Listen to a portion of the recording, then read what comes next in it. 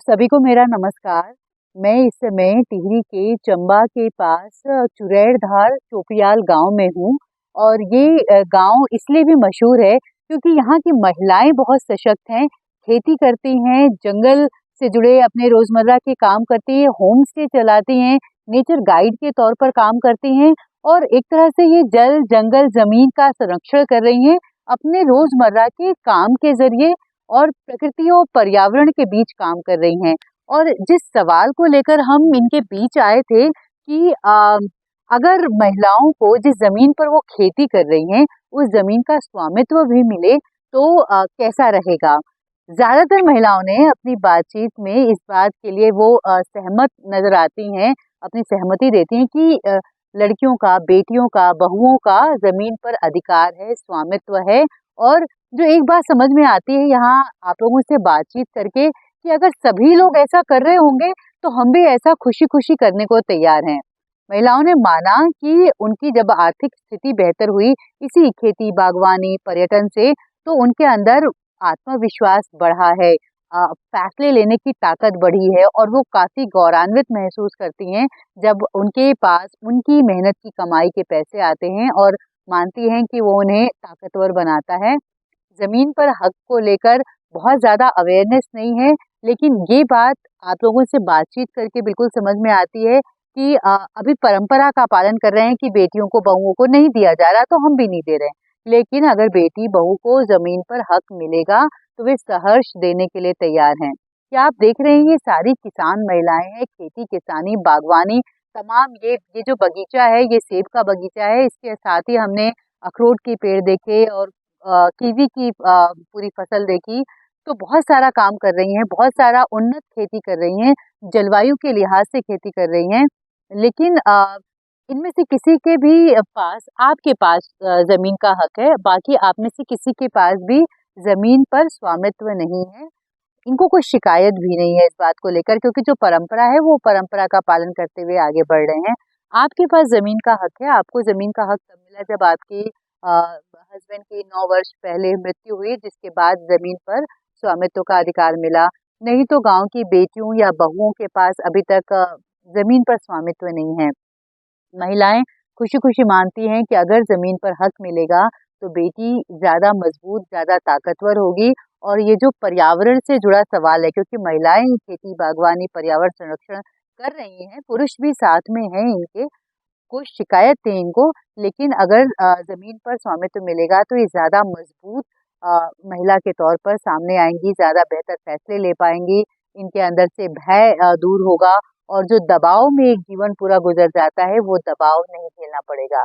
आप लोग मेरी इस बात से सहमत हैं जो मैंने अभी कहा? और आप लोग एक बार जोरदार तरीके से बोलेंगे कि हम सभी किसान महिलाएं हैं और हम चाहते हैं कि बेटियों को, बहुओं को जमीन पर हक मिले और ये नई परंपरा बने। हम सब एक सब महिलाएं हैं और हम चाहते हैं कि सबको हक मिले, अधिकार मिले। तो इन्होंने यही बात बोली कि हम सभी किसान महिलाएं हैं और हम चाहते हैं कि बेटियों और बहुओं को जमीन का अधिकार मिले। उत्तराखंड के टिहरी जिले के चंबा तहसील में हिमालय की गोद में बसे इस छोटे से पहाड़ी गांव के पहले दृश्य से ही अनुमान लगाया जा सकता है कि ये मेहनतकश किसान महिलाओं का गांव है। सड़क से नीचे पहाड़ की ढलान पर बसे तकरीबन सभी घरों के पास छोटे छोटे खेत हैं। खेतों से लगे पेड़ों पर जंगल से लाया गया पशुओं का चारा सुखाने के लिए रखा गया है। चोपड़ियाल गांव में करीब 40 परिवार रहते हैं। यहाँ ज्यादातर पुरुष नौकरी के लिए गांव से बाहर रहते हैं और ज्यादातर महिलाएं अपने खेतों, घरों, बगीचों, गांव और जंगल का जिम्मा संभालती हैं। शकुंतला देवी के पास करीब 15 नाली क्षेत्र में खेत हैं। कीवी, सेब, पुलम, खुबानी और अखरोट के कुछ पेड़ हैं। नवंबर दिसंबर में मौसमी सब्जियों की फसल लेने के बाद वो अब मटर बोने की तैयारी कर रही हैं। खेती से जुड़े छोटे छोटे फैसले शकुंतला खुद ही करती हैं। खेतों में क्या उगाना है, इनकी देखरेख, खाद तैयार करने जैसे काम उन्हीं के हैं। लेकिन खेत के कागजों पर उनका नाम नहीं, खेत और घर पति के नाम पर हैं।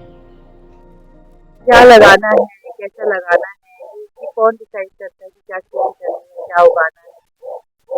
मैं करती हूँ। आपको और ये जो जमीन है ये किसके नाम पर है, आपके नाम पर? नहीं, पति के नाम पे, पति के नाम पे है।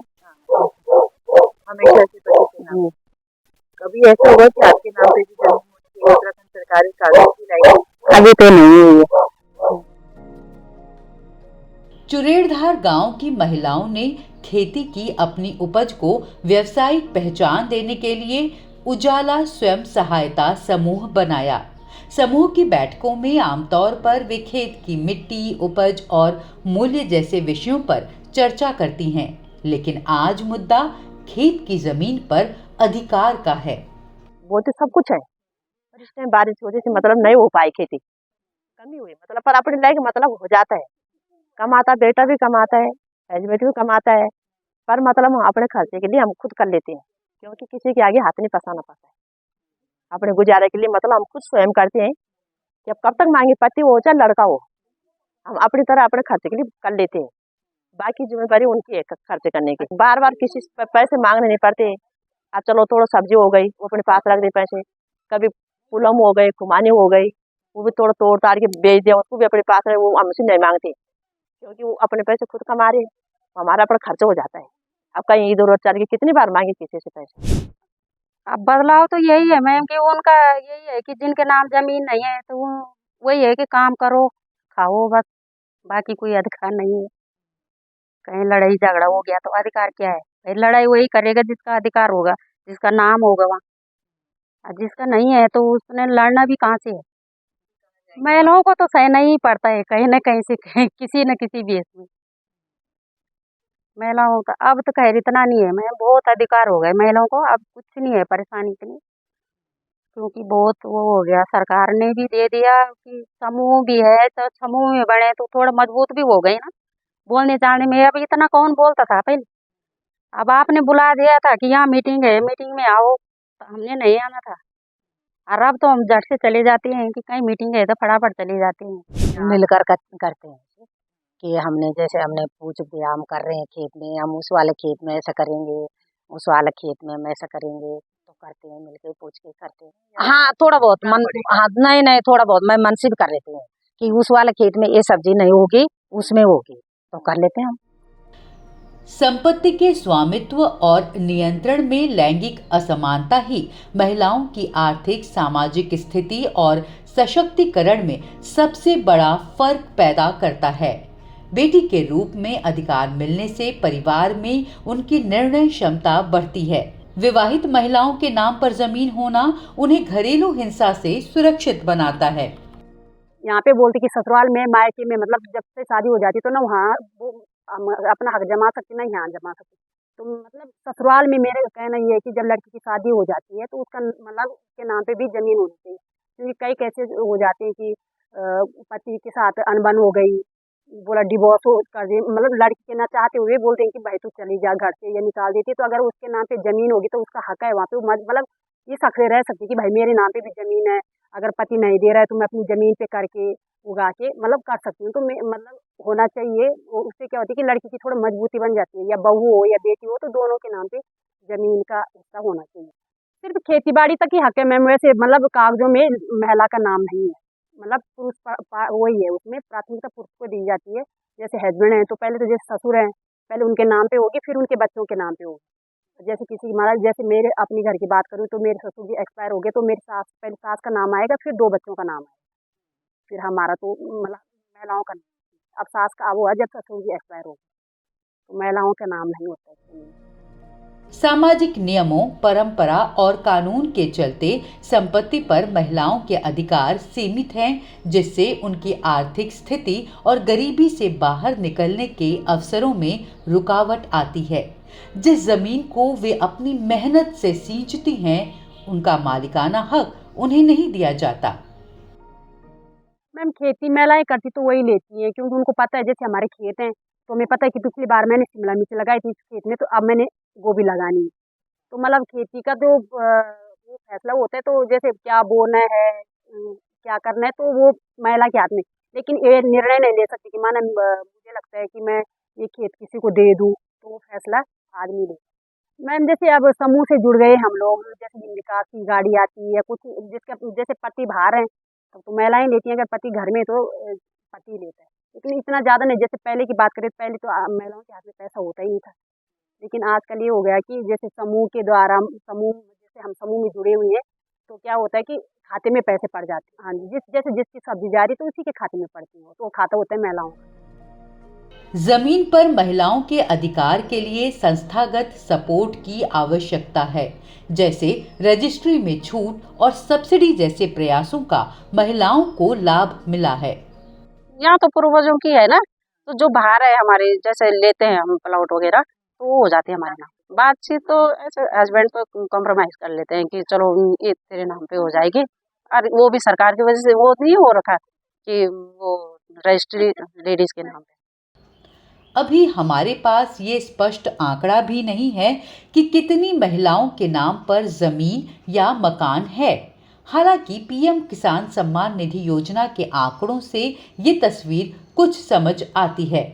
देश भर में इस योजना के तहत 8.70 करोड़ से अधिक योग्य लाभार्थी हैं। इनमें महिलाओं की संख्या 2 करोड़ से कुछ कम है, यानी हर 10 लाभार्थी में से सिर्फ 2 या 3 महिला हैं। पीएम किसान सम्मान निधि उन्हीं किसानों को मिलती है जिनके नाम पर जमीन हो, इसीलिए महिलाएं बहुत सी सरकारी योजनाओं का लाभ भी नहीं ले पाती। तो मेनली क्या है कि हम लोगों का जो काम होता है महिलाओं के साथ ही होता है, क्योंकि गांव में अधिकतर जो घरों में महिलाएं रह रही हैं और वही पशुपालन और खेती बाड़ी का काम करती हैं।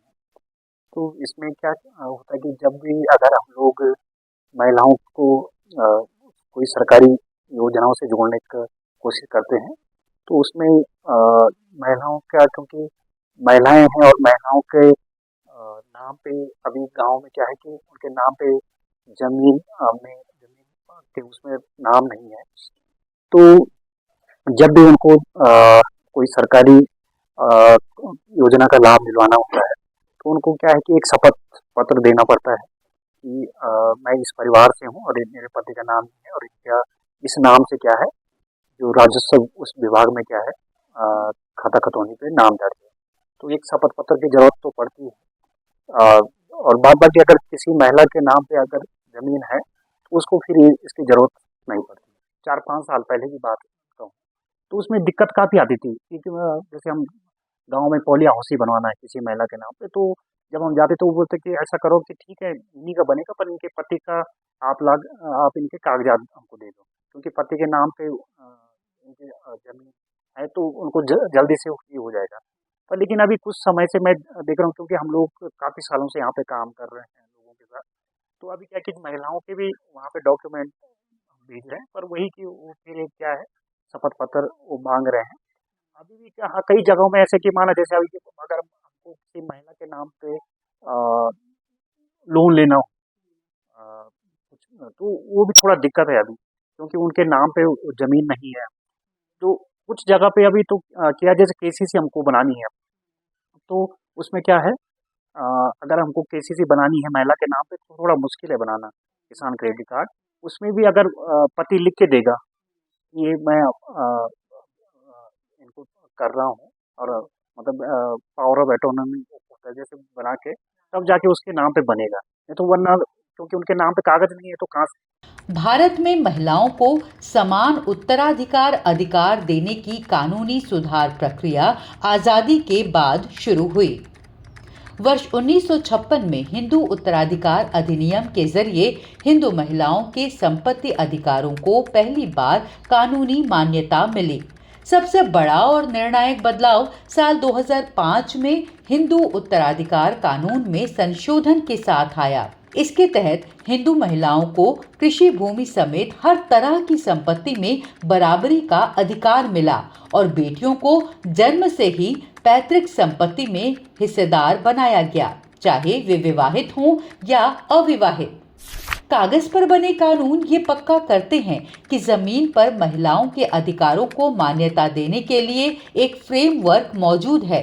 लेकिन इन अधिकारों का पूरी तरह से फायदा उठाने के लिए एक ऐसा ढांचा होना चाहिए जो कानून के नियमों को लागू करे, ताकि अपनी रोजमर्रा की जिंदगी में महिलाएं अपने अधिकारों का फायदा ले सकें। वजह तो एकदम मैम जैसे सालों से जो चीज़ चल के आ रही है ना, उसको हम एकदम खत्म नहीं कर सकते ना। धीरे-धीरे जैसे अब जैसे घर की बात करें, पहले की महिलाओं बोल रही थी नौकरी नहीं करती। अब वो चीज़ें मतलब कि ऐसे लग रहा है कि धीरे-धीरे कम हो रही है। फिर महिलाओं क्या होता था कि घर से बाहर महिलाओं का काम चूल्हा-चौका, खेती-बाड़ी तक था। महिलाओं को बैंक का पता नहीं था, महिलाओं को कहीं नहीं जाना, अगर जाएँगी तो पुरुष के साथ जाएँगी। लेकिन आजकल अगर आप देखोगे तो महिलाओं के बैंक के खाते भी होंगे, महिलाएँ बैंक में भी जा रही हैं। तो जैसे अब कुछ-कुछ चीज़ों पे तो ये है कि महिलाएँ कर रही हैं, पर एकदम जो पहले की परंपरा है उसको धीरे-धीरे मतलब इस चीज़ को लाने के लिए तो टाइम तो लगेगा ही। चलिए कि मतलब जब मैं बता तो रही कि जब हम काम करके थोड़ा हमें पैसा मिलते था, हमें उतनी हम पे ताकत है ना। तो हम तो गाँव में तो हमें मतलब खेती से ताकत है। अब बाहर की लड़कियों को तो मतलब ज़मीन से ताकत जो उनके नाम पे हो गई। तो ऐसी वो अपने नाम पे होनी चाहिए। अब जैसे हमारी बहू है तो हमारी बहू को एक है, उसको एक को मिलेगी, हमारी 3 लड़कियाँ हम तीनों को मिलेगी, चाहे कितना भी हिस्सा है उनका। सबको मिलेगा तो हमें भी खुशी है। हाँ, तो ये एक तो हमने दान दिया, लड़की को या ज़मीन दिया या मकान दिया बना के, वो तो दे दिए, वो तो दान हो गए ना। पर उसका अधिकार तो नहीं है ना, अधिकार से तो नहीं दिया ना। वो तो हमने अपने हाथ से हमने अपने तरफ से दान दिया है उसको, पर अधिकार तब भी नहीं है उसको।